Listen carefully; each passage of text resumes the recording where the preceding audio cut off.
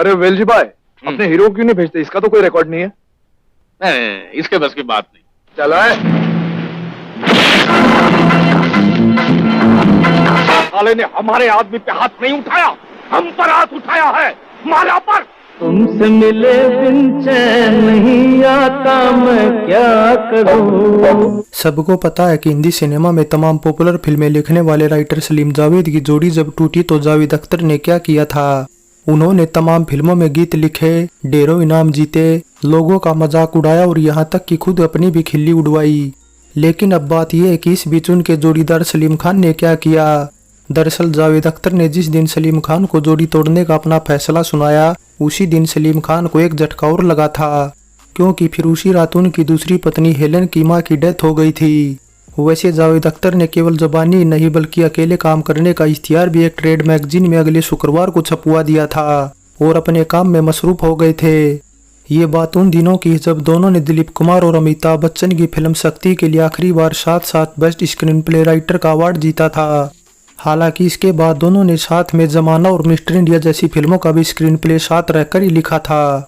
वैसे mister India से पहले बतौर सोलो राइटर सलीम खान की लिखी फिल्में भी रिलीज हो चुकी थी, जिसमें पहली थी 1961 में आई दो भाई और दूसरी थी 1986 में आई नाम। और नाम की कामयाबी के बाद आई तीसरी फिल्म थी कब्जा, जिसमें संजय दत्त, राज बब्बर, डिम्पल कपाड़िया, अमृता सिंह, परेश रावल और आलोकनाथ जैसे सितारे थे। वैसे कब्जा से पहले जावेद अख्तर के साथ जोड़ी टूटने के बाद सलीम खान ने जो पहली फिल्म लिखी थी वो थी नाम, जो ऐसी पहली हिंदी फिल्म भी थी जिसकी शूटिंग दुबई में हुई थी। संजय दत्त, कुमार गौरव और अमृता सिंह जैसे सितारों से सजी इस फिल्म ने बॉक्स ऑफिस पर कमाल का कारोबार किया था और हिट रही थी। अब सलीम खान बताते हैं कि नाम फिल्म की ओपनिंग क्रेडिट लिस्ट में स्टोरी राइटर, स्क्रीन प्ले और डायलॉग बाय सलीम खान देखकर पहली बार उन्हें काफी अजीब लगा था, यहाँ तक कि उनकी आंखों में भी आंसू आ गए थे। लेकिन जैसे हर पैकेट की एक एक्सपायरी डेट होती है, वैसे ही शायद हर रिश्ते की भी एक एक्सपायरी डेट होती है। वैसे सलीम खान ने नाम फिल्म महेश भट्ट और राजेंद्र कुमार की रिक्वेस्ट पर लिखी थी, वरना जावेद अख्तर के साथ जोड़ी टूटने के बाद एक तरह से उन्होंने लिखना ही छोड़ दिया था। हालांकि फिर नाम फिल्म जब बॉक्स ऑफिस पर कामयाब रही तो इसके बाद राजेंद्र कुमार अपने बेटे कुमार गौरव के लिए अगली फिल्म भी सलीम खान के साथ बनाना चाहते थे। इसलिए राजेंद्र कुमार, महेश भट्ट और सलीम खान तीनों फिर दोबारा साथ बैठे और तय हुआ कि सलीम खान एक और फिल्म लिखें, जिसमें हीरो कुमार गौरव होंगे और महेश भट्ट फिल्म का डायरेक्शन करेंगे। लेकिन फिल्म की कहानी टीनू आनंद की शहंशाह से मिलती जुलती होने के चलते ठंडे बस्ते में चली गई, जिसके बाद सलीम ने एक और कहानी लिखी। अब नाराज टाइटल से बनने वाली इस फिल्म में कुमार गौरव के साथ ही माधुरी दीक्षित, राखी, नसीरुद्दीन शाह और अमपुरी को साइन किया गया था। बता दें कि अमरीश पुरी के साथ काम करने का अमरीश पुरी के हाथ आया ये पहला मौका था, लेकिन नाराज जैसी फिल्म थी जो सितारों को साइन करने के बाद आगे नहीं बढ़ सकी। ऐसे में फिर सलीम खान एक और फिल्म लिख चुके थे जिसका नाम था फलक। शशिताल नायर के डायरेक्शन में बन रही इस फिल्म के हीरो थे जैकी श्रॉफ, और ये वही फिल्म है जिसमें सलीम खान की सिफारिश पर पुराने मशहूर खलनायक जीवन के बेटे किरण कुमार को काम मिला था, जिसने उन्हें एक दमदार खलनायक के तौर पर फिल्म जगत में स्थापित किया था। अब महेश भट्ट के पिता नाना भाई भट्ट की बतौर प्रोड्यूसर आखिरी फिल्म कब्जा की कहानी दो भाइयों की वैसी ही कहानी है जैसी 1975 में आई अमिताभ बच्चन व शशि कपूर की फिल्म दीवार, 1989 में जैकी श्रॉफ और अनिल कपूर की फिल्म परिंदा, या फिर 1998 में आमिर खान और अजित कपूर की फिल्म गुलाम में देख रखी है। दरअसल ये सारी फिल्में एक ही English film on the waterfront से इंस्पायर्ड थी, और ऐसा कम ही हुआ जब एक ही प्रोडक्शन हाउस ने एक ही कहानी पर दो फिल्में बनाई हो, क्योंकि भट्ट भाइयों की प्रोडक्शन कंपनी विशेष फिल्म्स का नाम कब्जा और फिर 10 सालों बाद आई गुलाम दोनों ही फिल्मों की क्रेडिट लिस्ट में दिखता है। देखा, दुनिया की सारी खबरें नाई की दुकान पे मिल जाती है। अब फिल्म कब्जा संजय दत्त के बेहतरीन अभिनय वाली उनके करियर की गिनी चुनी फिल्मों में शामिल है।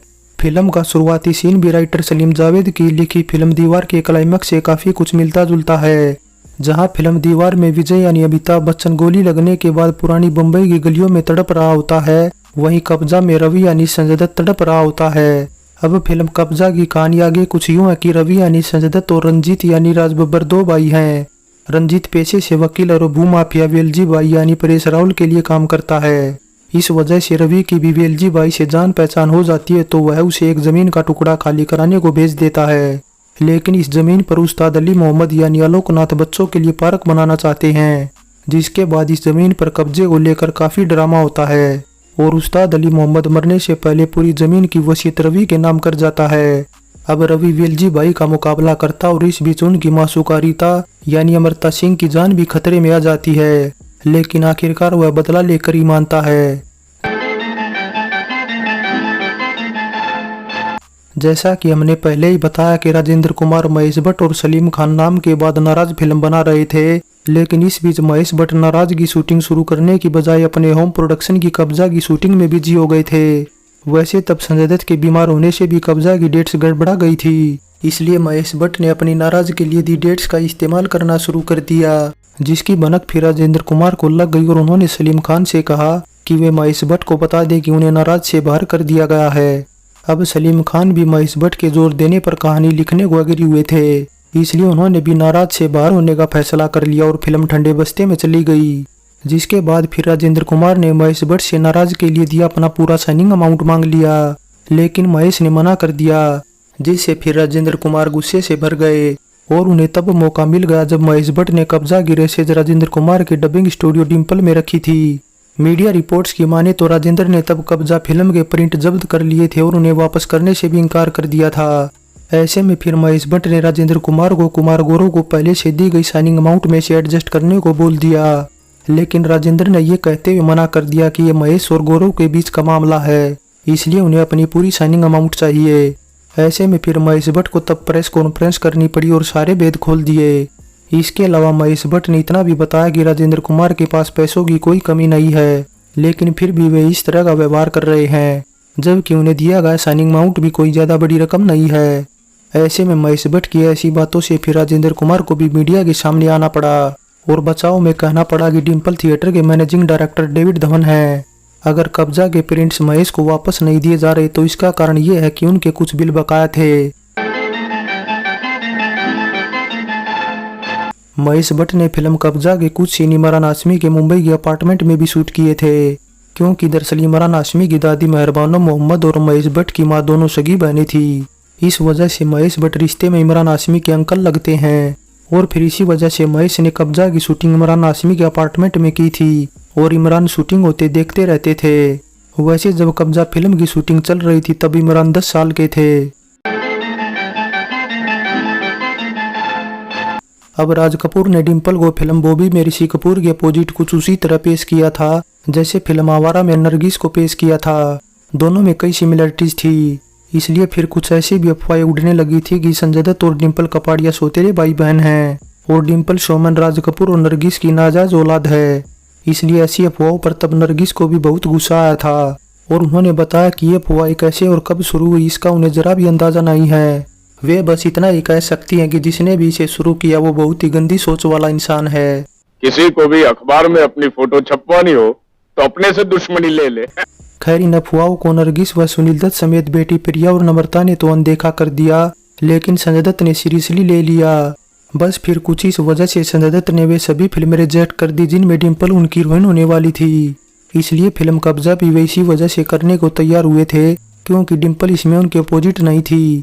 वैसे जानकारी के लिए बता दें कि कब्जा दोनों की साथ में आई पहली फिल्म थी, जिसके बाद दोनों ने 1991 में आई खून का कर्ज में साथ काम किया था, लेकिन खून का कर्ज में भी डिम्पल संजय दत्त के अपोजिट न होकर विनोद खन्ना के अपोजिट थी।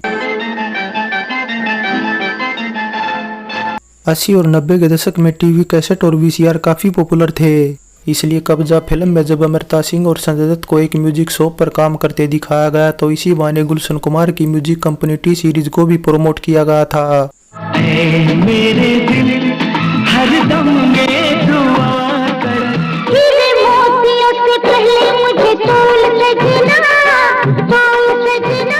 अब फिल्म कब्जा का संगीत कंपोज किया था राजेश रोशन ने और गीत लिखे थे आनंद बख्शी ने, जिनके लिखे सभी वर्जन को मिलाकर 7 गीत रखे गए थे ऑडियो एल्बम में। हालांकि कितनी ऑडियो एल्बम बिकी थी ये तो कहीं मेंशन नहीं कर रखा, लेकिन इतना जरूर है कि इसका गीत संगीत पसंद किया गया था और मोस्टली गीत भी पसंद किए गए थे। दिल की अदालत प्यार का मुकदमा देखो वकील बाबू। वैसे तुमसे मिले बिना चैन नहीं आता ऐसा गीत था जो कि किशोर कुमार की आवाज में संजय दत्त के लिए गया लास्ट गीत था, क्योंकि किशोरदा की डेथ 13 अक्टूबर 1987 को हो गई थी। ऐसे में संगीतकार राजेश रोशन ने इस गीत को उनकी डेथ से पहले ही रिकॉर्ड कर लिया था।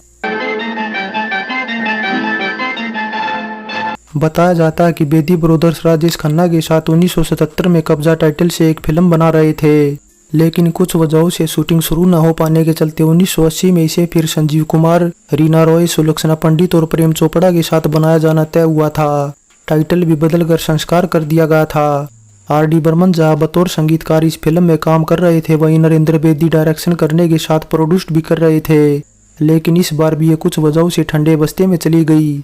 वैसे फिर बाद में महेश भट्ट की कब्जा के टाइटल को लेकर भी थोड़ा विवाद था, क्योंकि इसका इंग्लिश टाइटल ऑडियो रिलीज तक कुछ और था, यानी स्पेलिंग थोड़ा डिफरेंट थी, इसलिए जब रिलीज होने की बारी आई तो इसे बदल दिया गया।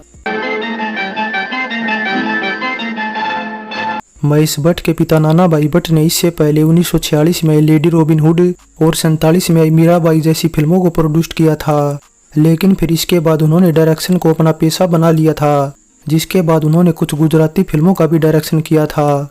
लेकिन जब महेश भट्ट बतौर डायरेक्टर बॉलीवुड में जम गए तो उनके जीते जी उनके दूसरे बेटे मुकेश भट्ट ने साल 1986 में बेटे विशेष के नाम पर विशेष फिल्म्स प्रोडक्शन हाउस खोल दिया, जिसके अंडर बनी कब्जा पहली फिल्म थी और फिल्म बॉक्स ऑफिस पर कुछ खास कमाल नहीं दिखा पाई थी और फ्लॉप हो गई थी। हालांकि क्रिटिक्स की तरफ से कब्जा फिल्म को खूब सराहना मिली थी। इसके अलावा एक बात यह भी है कि 1978 में शुरू हुई अब मेरी बारी फिल्म, जिसमें देवानंद, ऋषि कपूर, रेखा और टीना मुनीम जैसे सितारे थे, अगर ठंडे बस्ते में न गई होती तो कब्जा महेश भट्ट की दूसरी होम प्रोडक्शन फिल्म होती, क्योंकि अब मेरी बारी को महेश भट्ट के पिता नाना भाई भट्ट ही प्रोड्यूस कर रहे थे। वैसे ये भी बताया जाता है कि इस फिल्म के न बनने से देवानंद ने महेश भट्ट को नवकेतन बैनर के अंडर हम तीनों टाइटल वाली एक फिल्म के लिए साइन किया था, जिसे देवानंद के बेटे सुनील आनंद प्रोड्यूस कर रहे थे, लेकिन फिर कुछ वजहों से ये फिल्म भी ठंडे बस्ते में चली गई थी।